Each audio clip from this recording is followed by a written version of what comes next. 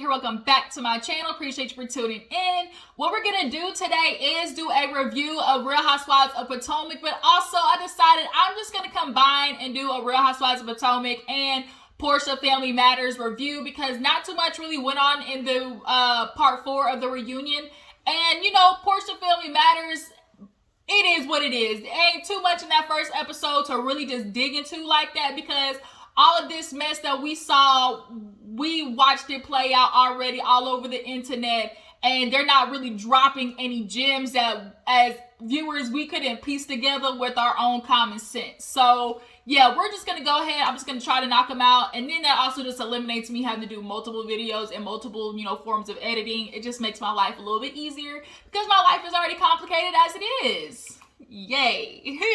So what I'm gonna do, I'm gonna talk about Real Housewives of Potomac first, then get into Porsha Family Matters, and then hopefully, Lord Jesus, I can try to catch up on Black Ink Crew because I know you guys, I missed the past few episodes of that. So I really want to talk about it because Charmaine, Boo Boo is tripping, y'all. Charmaine is tripping. All right. So let's go ahead and get into it, you guys. Tell me how you feel about the reunion of Real Housewives of Potomac. Tell me how you feel about the season.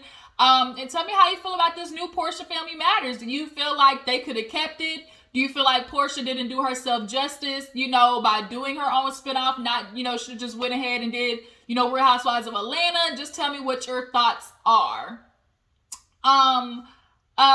So Potomac, let's go ahead and get into it. So we opened up, of course, with Nicki Minaj getting into, everybody. Everybody basically had their little piece with her. Some she definitely got into, more than others. But basically, her first person to call out was Ashley, in the essence of, Ashley, you ain't really had no storyline this season. There's your family, and then there's what you do with the ladies. You basically, like she said, lugged your breast milk down to Williamsburg, started some shit with Wendy, then went over there, lit the trail of gasoline. And when that bitch exploded, walked off like a freaking action movie where, when you walking in slow motion and then that bitch just blow up in the background. That's basically what Ashley did. And so she's like, you kind of were Giselle's sidekick. Oh, no, Nikki, that's not what I did. I'm just a person who likes to talk to somebody. If I said it behind their back, then, I want to be able to say it to their face. And so that's what I was doing with Wendy. And so, of course, the question is, at Wendy, why did you have that much smoke for Ashley? But Wendy was right. Like, I understand, Ashley, I have my little say-so with her, but I got to cut the head off the steak, which is Giselle. All this shit started with Giselle, point blank, period. So then they get into, who else they get into after Ashley and her little nonsense of a mess? Ashley knew what she was doing. Giselle, Ashley, and Robin all knew that this season they weren't really bringing that much to the table, so they gotta kind of work together in that essence of making this shit a show. Like, it is what it is. Honestly, Ashley could be a friend of the show, Giselle could be a friend of the show, Robin could be a friend of the show. We don't need Robin, honestly, but if they want to keep her as a friend, then so be it. But those three and Karen honestly could go. We need all new people. They made it 6 seasons on their own. Like, they did good enough. But now it's time to get something new. Like, this season honestly wasn't that good if we truly honestly think about it, because had it not been for the Wendy and Giselle bullshit, what else was going to go on this season? Like, what else truly went on this season?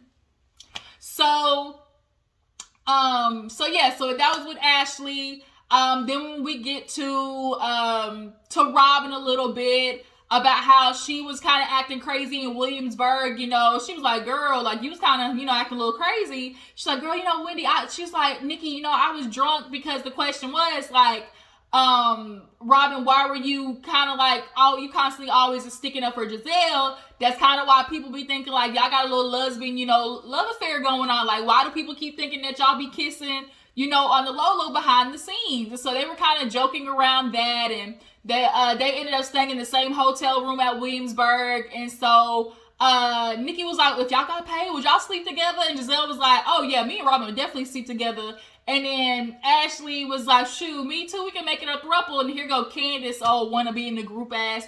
We can make it a quad, we could definitely add, me as a little piece of chocolate or something like in there. It's like, Candace, as much as you can peep that Robin and Giselle ain't shit and honestly didn't stick it for you this season, Giselle literally said, had Mia popped you in the face, I would have been like, girl, like, that right there was proof enough that Giselle really ain't flying for you like that. But here you go, wanting to be a part of the clique, talking about, oh yeah, you know, Nikki, I would do it too. I would do it too. So Mia was definitely like poking in her little 2 cents this whole reunion. And Nikki wasn't checking her, but anytime Candace said something, Nikki was all on Candace's ass. I low-key think Nikki does not fuck with Candace over that Monique situation, because I'm pretty sure I remember when that shit popped off, Nikki was more on the side of Monique of talk shit, get hit, basically. And I kind of feel like Nikki's still carrying that energy, or just that, you know, just that lasting effect of Candy Girl. Like, you talk too much. Like, I think that's, because that's, matter of fact, that was her words, Candy Girl, like, back up. So yeah, Mia was like, oh, but I'm the one who's called the prostitute. And it's like, bitch, shut up. Like, we're not getting ready to take a hypothetical situation and try to, like, make it equivalent to the fact that your ass was clapping cheeks in a club and getting paid $10,000 an hour, as you want to say, to talk. Bitch, talk $10,000 an hour, girl. I mean, if your coochie lips was moving, we could consider that talking. But what your coochie lips moving for? It's the question. So yeah, so they started laughing about Giselle and, you know, Robin and their little lesbian love affair, and how Robin is always sticking up for her. And then they get into, you know, Wendy really going ham on Robin, and Robin was like, oh, you know, I was only saying something because I wasn't understanding. And then Ashley, she was like, and then she's like, yeah, Robin, you always seem to be Giselle's sidekick, because, you know, I feel that way because in Williamsburg, when you like, are we mad at Ashley for something?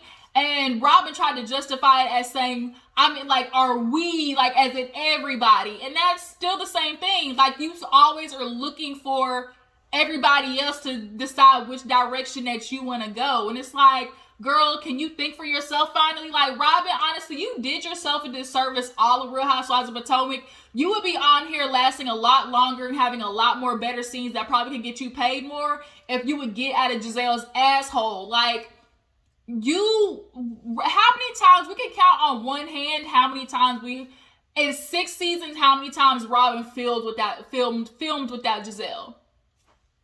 Can y'all think of any? Like, for real? Like, she did not film without Giselle all of these 6 seasons, but a handful of times. Like, you really screwed yourself on that one.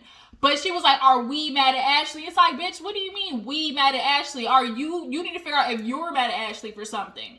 So then we move on to Karen, her little segment with Ray, talking about how does she know what teabagging is and all that type of stuff, and, you know, how Ray and their love has been, you know, a lot more connecting this season. She's like, you know, Ray, like, he just loves the fact that I'm a businesswoman, you know, that I'm a boss and I'm going out there and getting on my own. So then, you know, she starts laughing.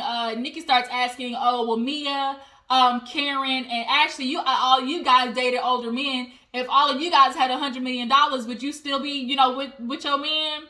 And Ashley was about to start lying, and Nikki was like, girl, Ashley, don't even start. Like, I got the bullshit meter.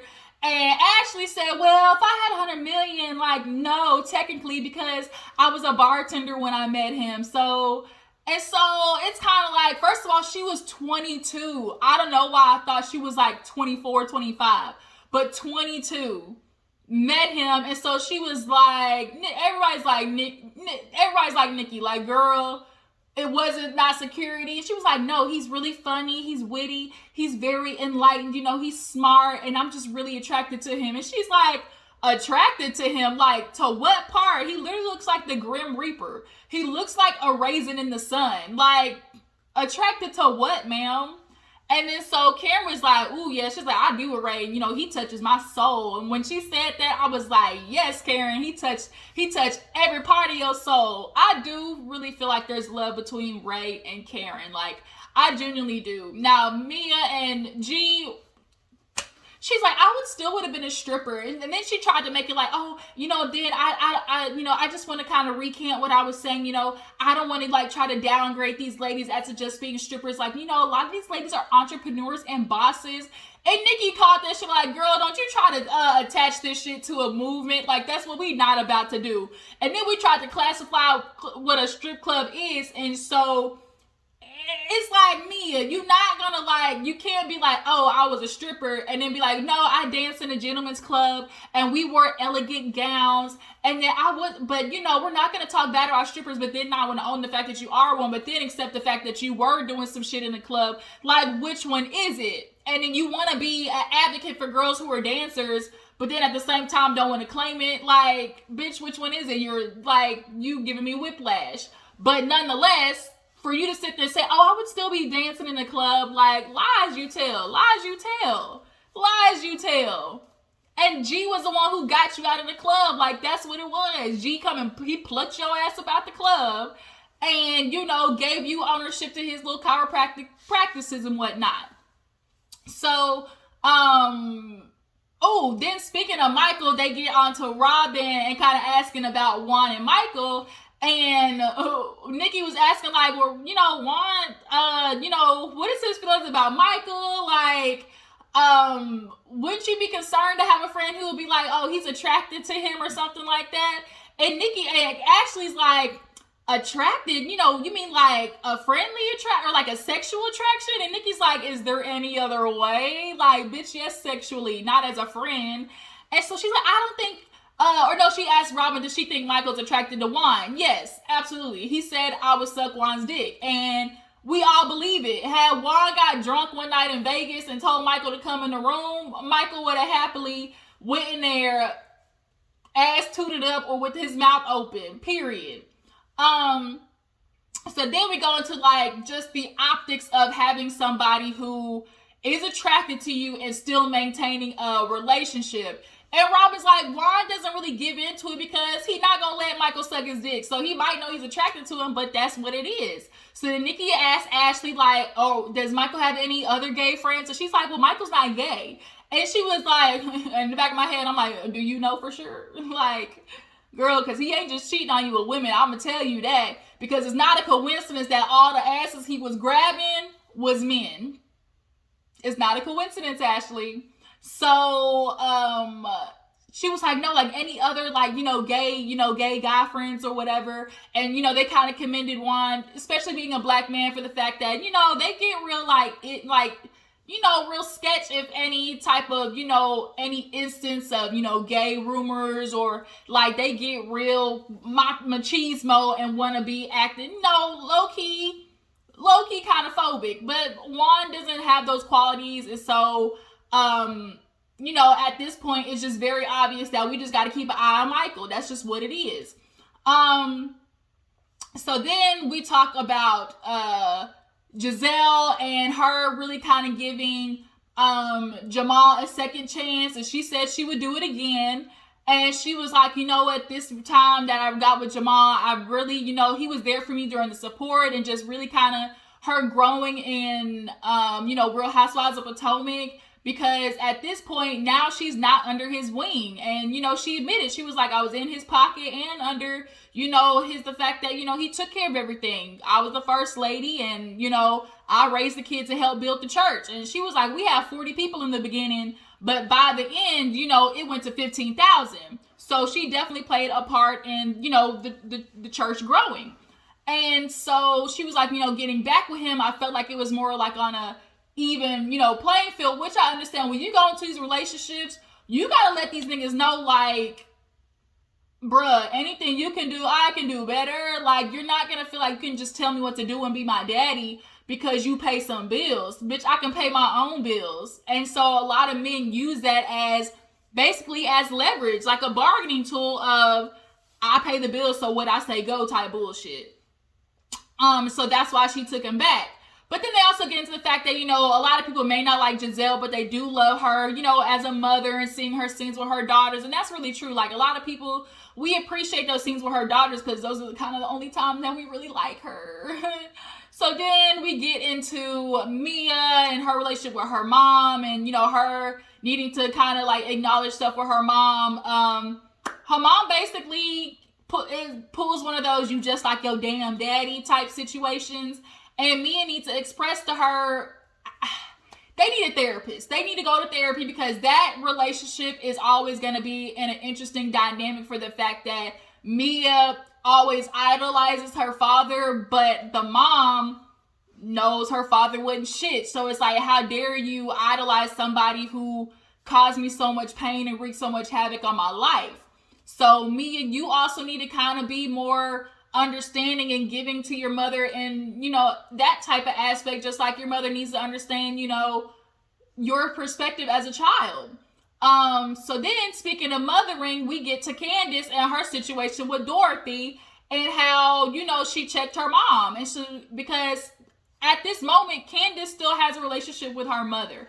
And truth be told, Nikki was like, are you gonna check her? She was like, I definitely did, but I wasn't gonna do it on TV. And she was like, but no, like, people like that, people like Dorothy, who always do the poking, the passive aggressiveness, making snarky little comments, always trying to, make sure they let people know this is what I did for you, like, and always have no problem, always trying to downplay any type of achievements that you have, that you are done without them. Like, that's the type of mother and person that Dorothy is. And you got to check people like that. And she was like, well, how long did you check her for? She was like, oh, 2 weeks. 2 weeks. Bitch, try a month. You should have did a month. 2 weeks was not long enough for what she did. Because at the end of the day, that is your husband. And she really, really went down in there and instigated it. She tried to sit there and put it on. Well, the ladies were asking me questions. No, bitch. No, that's not what it was. Not what it was at all. So Nikki was just kind of like, you got to make sure your mom knows, like, you can't be played with. And I think, unfortunately, what Candace suffers from is that hard balance of the mother-daughter relationship, and understanding your mother's a disrespectful person. She's not fair to you. She's, rude. She picks up things apart for you. And that's why there's always that weird relationship of still wanting to get acceptance from your mother. I think she always still wants that. She's always still vying for that acceptance from her mom. And that's just unfortunate, because that's a weird dynamic. Like, even though this person does you wrong, but still wanting to try to figure out every ways to appease them. And it's like, bitch, you appeasing the wrong person. You need to, be appeasing your husband, and making sure he gets this apology from your mama, because she was fucked up, period. And honestly, that was kind of really it to the, Nikki, bitch, you lying. Robin, I saw some chemistry between you and Juan this season. Where? The lies you tell. I don't know. I think she likes Robin's essence, and a lot of people did from the beginning. Robin was that down, that down chick girl. She was like, everybody liked Robin because she was just down to earth person, and I think that's what she appreciates about Robin. But also, bitch, the lies you tell, because Juan literally said, that's not attractive that you're sleeping until 2 a.m. or like 2 p.m. or whatever. Like, I don't know what show you saw. Then they also get into, everybody's looks and changing. Karen admits that she had a little, plumperage under the eye, got a little here, got a little there, it's the typical, housewives. They changed, they makeup, they change they they clothes, they appearance, like, as the seasons go on, bitch, I need to make sure, I look good. So then we get into, Candace's singing, right?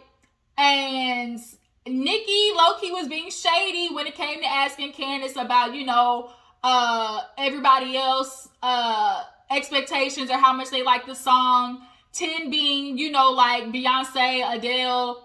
Where did y'all see it? Of course, Mia said -2 with the hateration. But then everybody else was like, 5, 6. And honestly, Candace is doing really good right now.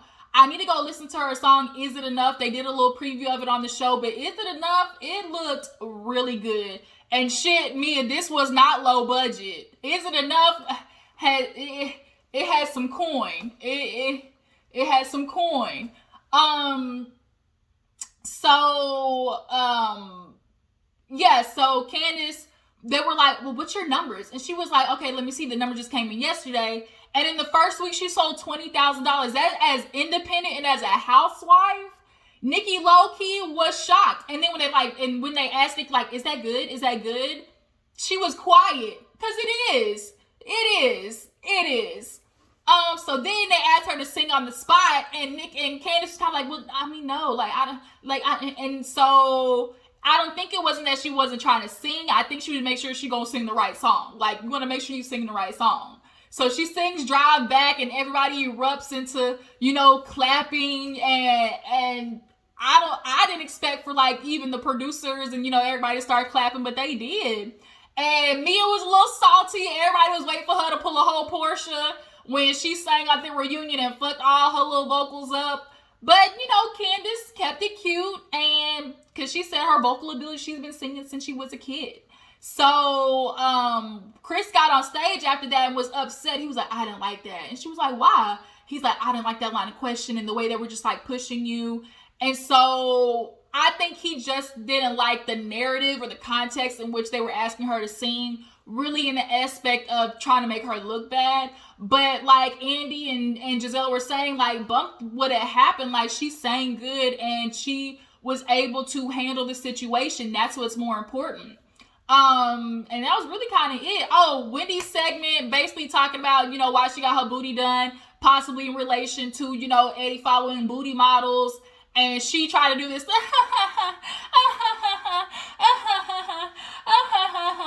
in regards to him following booty models. But they was being real messy with the edits when that story came out. His followers, who he was following, went from 600 to 400 real fast.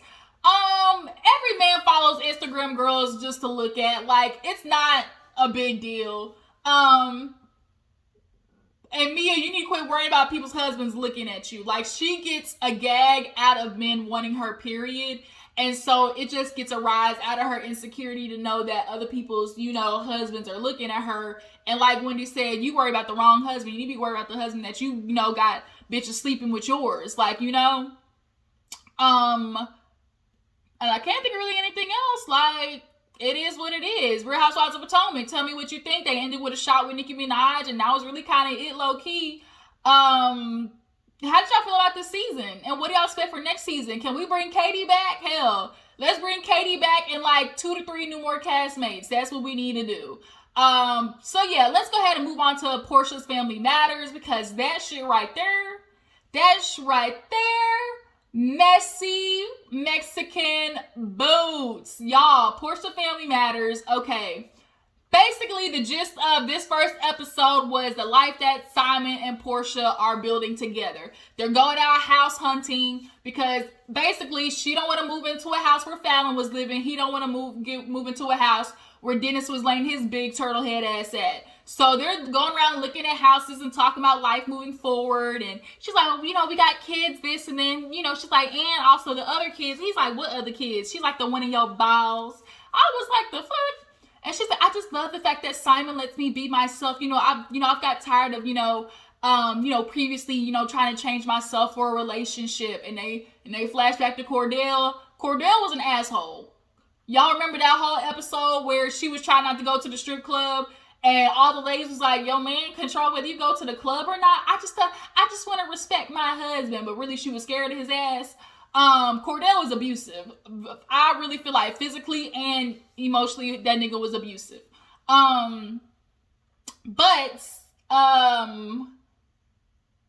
Yeah, so the house hunting, that was done. And so then we move on to basically the family all trying to figure out what the hell is going on. Dennis goes over to see Miss Diane pick up the baby. Super cute. She's starting to look more, she looks like Dennis up front, but as the longer you look at her, she, has features of Porsha. She kind of has that Blue Ivy thing going on where she came out looking like Jay-Z, but the older she's getting, she looked like Beyonce. She kind of got that going on. But nonetheless, Miss Diane and Dennis are really maintaining a good relationship, so far. So then we get into Porsha and Simon trying to convince us of this A squared plus B squared equals D squared Pythagorean theorem, mathing of who messaged who, how long we've been together. She said that they got together by Simon reaching out to her DMs. Then she gonna joke talking about, well, that's what I think, but if Simon says something different, he know. Bitch, you ain't slick. So then Simon says it started with Porsha, reaching out to him after the divorce announced, and she, was consistently checking up on him, and he felt it was just so nice that she was making sure he was okay because it was a lot to go through. And then, from there, they just started talking. It's kind of like, why are none of y'all stories matching? Like, none of them. So, she has a birthday party, getting ready. Dennis pays for the damn party bus. But Dennis can't bring no girl to the party. Make that make sense. Everything that Porsha has done is regards to like, oh, everybody come, +1. She want to make sure Dennis +1 ain't no bitch. And it's kind of like, Porsha, tell me how that makes sense that you're now engaged to another man, but you still trying to control whether a woman is with Dennis accompanying him places or not. Like, for real? So then we also get into Porsha not liking the fact that Simon, posted about them being together, but using, personal private photos. Her getting a tattoo, their first kiss, a couple of vacations they done went on. And she crying, talking about, I just have so much anxiety about it because, the internet was just so rough and they were so rude. And, he doesn't understand that I have to be the one to deal with that. And it's like, bitch, y'all put this shit on social media. What did you think was going to happen? Regardless of you and Fallon being friends or not, y'all were close quarters. Y'all were hanging out with each other, taking pictures, putting it all on Instagram. Y'all were in some type of mutual, associate relationship that you knew what you were doing was fucked up, period. Now, word on the curb is they've been messing around since 2020. That would make sense to me, back in, last year, like a fall of last year. That would make sense to me. It would make sense to me. I would not be surprised. We know Porsha, she gonna get to the bag. And I can't be mad at her, but at least, if you gonna, just don't try to play on my intelligence. That shit pisses me off more than anything, playing on my intelligence, because it's like, bitch, you're not going to try to offer me these puzzle pieces and these bitches don't fit and be mad at me when I call it the fact that none of these puzzle pieces is working together. So she tries to talk to Simon about the pictures, and he was like, I just did it, and that right there goes to show how Simon makes decisions and don't care. The fact that he didn't consider Porsha. And he said it. He was like, I just got to remember I got to consider somebody else. Because truth be told, when the shit comes out, Porsha is the one who's going to get majority of the brunt. Even though Simon ain't shit, Porsha ain't shit. And then on the other side of it, we got Fallon who ain't shit either. They always messing around on each other. I think Simon was doing what he was doing. So Fallon decided, well, nigga, fuck you. I'm going to go on and do what I want to do. And then by the time it got to the end of their relationship, the chance for maybe to do one last ditch effort, I think Simon and Porsha were already in it deep. So that's why, Fallon and him, just, parted ways. I'm trying to think what else happened this episode. The cousin was questioning Porsha, talking about, okay, well, when did y'all get together? And how long were y'all talking before you proposed? And she was like, a month. And Dennis is talking to Lauren, and he's like, look, she told me just 2 weeks ago that, she was talking to somebody new. All of a sudden, she popped up, proposed. And then, he asked Lauren, well, how long were they talking? She was like, 2 weeks. And I can't tell if Lauren knows more or not. I can't tell. I really cannot tell. But Dennis is like, man, she look like the husband still of the century. It ain't looking too good for Porsha right now for her to be doing this type of shit. It don't look good at all. And for you, Porsha, to really be trying to be mad at people for calling you out for the way that this shit looked. Because had this been anybody else, had this truthfully been anybody else, had Kenya done some shit like this, had Marlo done some shit like this, good and well, you would have been on their ass. Period. Simon at the end of the episode talk about how, you know, he grew up in a family of side bitches. You know, his dad had a side bitch, and sometimes the wife and the side bitch got together to make sure there wasn't no other floozy. Because it's like, one thing we gonna understand is you got your part, and bitch, I got my part. We don't need this extra heifer coming in here, getting our little, taken away from the benefits that we got out of this nigga, right? Like, I was just like, that is sad. That is really sad. And then, you know, of course, she gets asked about him being married 4 times. You're not concerned, Porsha? You'll be his 4th wife? Like, really? Like, really? And that doesn't concern you? Because she didn't watch What Happens Live. I'm going to talk about the Watch What Happens Live now, because the episode, y'all saw the episode, it was basically lies on top of lies on top of lies. But this Watch What Happens, you know, Andy was questioning her, and it's kind of like, okay, one, now she want to backpedal a pussy pop talking about, oh yeah, well, you know, I did, you know, message, you know, I know how it looks, you know, but you know, I forgot, you know, I did check on him because a little birdie told me that Fallon was pregnant. How did you already know that Fallon was pregnant? Did Fallon know she was pregnant before you knew she was pregnant? Like, come on now. And then, she was like, Andy asked her about being concerned about being the 4th, you know, wife. And she's like, no, Simon does a lot of work on himself. He's a person who's an advocate for therapy. So, you know, I really, you know, that's why I'm attracted to him, because he really does believe in doing the self-work. And it's like, bitch, if he's doing the self-work, the nigga wouldn't have been married 4 times. When you're doing work on yourself, you can make a relationship last. But the problem is, Simon already spilled the tea when he talking about, oh, you know, me and Porsha, we're good together because we have fun the same way.